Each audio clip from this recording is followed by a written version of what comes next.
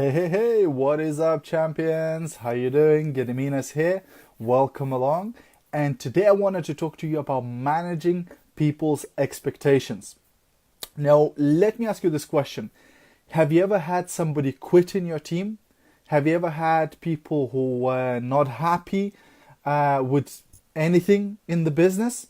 If you had, in the next few minutes, I'm going to share with you something that you might find very, very useful in terms of growing your business and reducing amount of people that might be unhappy or quit your business or even talk badly about you. All right. Hey, Estella. Hey, Nessa. Welcome along. All right. If you're watching a replay of this, please do me a massive favor and stick hashtag replay into the comments, so this way I know who watched the live and who watched the replay. And also, if you are new, if you've never watched one of my videos before, then do say new in the comments, because this way it allows me to connect with you, to say hi, etc. Okay, so today I wanted to talk about managing expectations, and I could spend hours and hours talking about this, in different angles, how it affects your business, how it affects your life, etc. Hey, Marjorie. Hey, Diana. Thanks for joining in, girls. But today, very specifically, I wanted to talk about managing people's expectations when they join your business, especially if they had bad experience before. Now, let me tell you why it's so important. Very often we want to recruit people in a business, right? So you talk to somebody and they've been in network marketing before. So they might say, well, I've been with this and this company, but I was not happy, but I want to join your team. And you go, yes, they're not happy with the current company and they're going to join my business. Great, right? Hey, Azaz, maybe not so great unless you ask them the right questions, unless you manage their expectations right. What do I mean by that? Well, if a person was not happy with the previous company or with the previous sponsor or with the previous product, that should be ringing alarm bells in your head. That should be a red flag for you straight away. Right? Why? Because you want to find out what was wrong with the previous company or what was wrong with the previous sponsor. So if I ever get approached by a person who says, look, I was not happy with my previous sponsor, but I want to join your team and I think it's going to be better in your company. Now, at the beginning, 8 years ago, I would have just went, sure, sign here, join my team. It's going to be awesome, right? Now, I do it a little bit differently. Instead, I ask them, I say, well, what was wrong with your sponsor? What was wrong with your company? And they might say, oh, this and that, etc. And then I say, well, if you had a magic wand, how would you like your perfect sponsor to be? Or how would you like your perfect company to be? And what will happen more often than not, because I find from experience that most network marketing companies are great. Most products are great.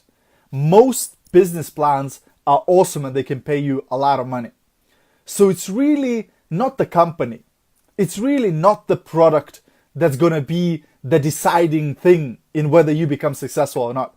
Very often, it's you, right? If right now you're in a business where you're not making money, where you need to, and you're about to quit and you're thinking of leaving the company and going somewhere else, you have to ask yourself a question. You have to ask yourself, one, is there other people selling products and making money from that in this company? Is there other people in this company who are successfully recruiting people in the business? And is there other people in this company who are making money? If the answer is yes to all three of those questions, guess what? The problem is not your company. The problem is not your product. The problem is you. Because probably if you go to the next company, you're going to be in the same situation. So when I have somebody say, hey, I didn't like my previous sponsor, I didn't like my previous company, that's why I want to join you, I'll say, well, what was the problem with the sponsor? And very often you'll find out that they had unrealistic expectations. So when I ask them, I say, well, what would a perfect sponsor do? What would be a perfect sponsor for you? They'll go, well, they would be signing people under me. They would be calling my prospects for me. They'd be selling products for me. Right? Basically, they want to do nothing and make money. And they want their sponsor to do all the work. Am I going to do that? Hell no. Right? So I say to them right away, I go, hey, probably I won't do that either. So if you're going to join my team, you're going to have to work, man. If you're going to join my team, I'm going to be your personal trainer. You know, when you go to the gym, you get a personal trainer. Personal trainer will tell you, hey, what to do, how to do it, etc. But your personal trainer in the gym is not going to do the sit-ups for you. Your personal trainer in the gym is not going to push weights on the bench for you, right? He's not going to make the biceps for you. He's going to tell you what to do, but you're going to have to do what you have to do in order to lose weight or to build muscle or whatever, right? I would pay a lot of money for if somebody could do the sit-ups for me, right? And get me a six-pack, right? Unfortunately, they haven't developed yet that technology, right? So your personal trainer, all they can do is tell you what to do. You have to go and sweat. You have to go on that treadmill. You have to do the work. Guess what? Business is the same way. If somebody joins my team, all I can do is tell them what to do. But they have to do the work. So that's why you have to manage people's expectations from the very beginning. Because a lot of people in network marketing are not doing that. They go, hey, it's easy. Join my business. Next week you'll be a millionaire. You don't need to sell. You don't need to recruit. You don't need to work. And you're going to be super rich, right? Guess what happens? They will get people joining by saying those things. And people will join their team. But guess what's going to happen? A week down the line, a month down the line, 3 months down the line, they realize they ain't going to make any money. They're not going to succeed. So what they will say, they'll say, the business doesn't work. My sponsor didn't help me. They fooled me. They tricked me. They lied to me. Network marketing is a scam. Blah, blah, blah, blah. All the stigma that is associated with network marketing and home-based business. All because the person didn't manage their expectations. The person who invited them to the business didn't manage their expectations in the right way. They basically sold them the big business benefits with small business efforts. Can you join network marketing and just do it on your free time like a hobby? Absolutely. We love that, right? I'd welcome anybody like that. But what you have to understand that doing it as a hobby, you'll make a hobby income. Maybe £100 there, £100 there. Yeah, you're not going to make a life-changing income out of that. Now, if you want to make the big bucks, if you want to make the big income, guess what? You're going to have to put a big income efforts, right? You're going to have to work a lot more, put a lot more hours, do a lot more evenings, weekends, etc. to build that income, right? Totally cool. You can do that too, right? But you can't go, hey, you can do the minimum and you're going to get the maximum. Doesn't work like that, right? It just doesn't work like that. Hey, Gabriel. Hi, Tutiano. Nice to see you guys. Hey, Tony. Hey, Kiuma. Right? So it's really important to manage those expectations at the very beginning, especially when the person is coming from another company and they're not happy. Because you don't want to be the next on the list of bad sponsors of a bad company, right? Because unless you manage their expectations and they've been in 10 different companies before and all of those companies were bad, all of those sponsors were rubbish, all of the products were crap, guess what's going to happen? You're going to be number 11. You're going to be the sponsor number 11 who didn't meet the expectations. Your company is going to be the number 11 rubbish company with the rubbish product, right? And the reality is it's not. You're not a bad sponsor. Your company is not a bad company. But that person has unrealistic expectations and they go from company to company to company blaming everything except themselves. Right? And wherever they go, there they are, right? Like, if they say, the company is rubbish, then every company is going to be rubbish. If they say the sponsors are rubbish, all the sponsors are going to be rubbish. But it's because the people haven't managed their expectations. If that person comes to me, I go, hey, before you join my business, before you decide to become part of my team, let's find out what was wrong with your previous company. Let's find out what was wrong with your previous sponsor. And I want to find out Do bad things happen? Do people join the businesses and they're not being looked after and they're not being told what to do? Of course, right? I've met people who joined previous companies, they got no support, no training, no nothing, and they basically got fed up, and then they came and joined me, right? And I helped them, I support them, I guide them, right? But exactly the same amount of people, there's other people who joined the previous company, did nothing, didn't work, didn't put any work in, and then went, oh, it's a rubbish, let me go and join the next one. Maybe I'll get rich in that one, right? So yes, some people have had bad sponsors. Maybe those companies gone bankrupt. Maybe the products were, whatever, couldn't get shipped from whatever, and things happen, right? I agree, right?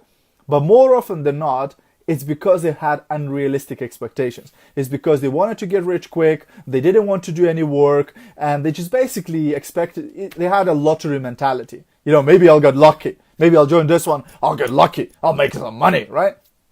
Doesn't work like that, right? So, but if you manage those expectations, guess what happens? If a person wants to join my team, and I go, hey, how much money would you like to make? How many hours per week are you willing to put into this? What are you willing to do? And I go, hey, look, from what you said to me, it doesn't look like you have enough time or you prepared to work hard enough to make that type of income. So I don't think, this type of business will be a right choice for you. Do you think that person is going to respect me more or less for telling them the truth? For making their expectations right? Well, I hope they will respect me more. So, because I'm not lying to their face and going, yeah, just sign here, just go for it, right? And very often they're still going to do the business, but now they're going to do the business with the right expectation. They know what to expect. They know it's not going to be a bed of roses. They're going to have to put in the work. And even if they don't succeed, guess what's going to happen?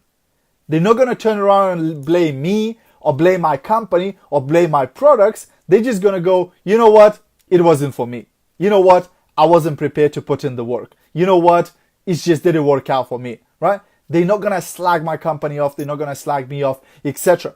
And that's what managing expectations does. Now, like I said, there's a lot of other things you could do with managing expectations of your customers, managing expectations of leaders, managing expectations of company and things like that, right? Managing expectations of your family and your children, but this would just get too long, right? So today I just wanted to talk to you about, managing the expectations of people joining your team, especially with those who had bad experience with network marketing before.